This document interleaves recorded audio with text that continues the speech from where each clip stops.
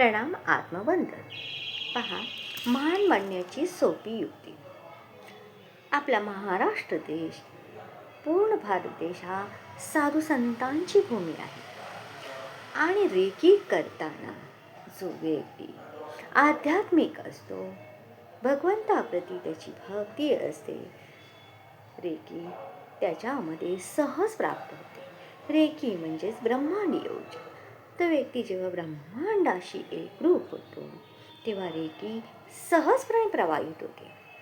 आणि रेकी साधक नेहमी आपल्याकडे येणाऱ्या व्यक्तींना हेच सांगत असतात की जो मनुष्य चंचल असतो, एखादे काम थोडे करून सोडून देतो, मग दुसरे काम करेल, दुसरे काम सोडून तिसरे करेल, चंचल मनाचा माणूस होतो.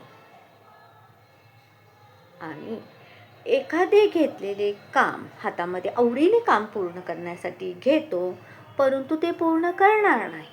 परंतु एकाग्र मनाचा मनुष्य कोणतेही काम पूर्ण करेल, तर ते काम पूर्ण करण्याची योग्यता त्याच्यामध्ये नसेल, तो ती आत्मसात करेल. म्हणजेच मग काम करण्याचा निश्चय केला, पक्का दृढ निश्चय केला की काम पूर्ण तत्परतेने केले तरच त्यात सफलता प्राप्त होते.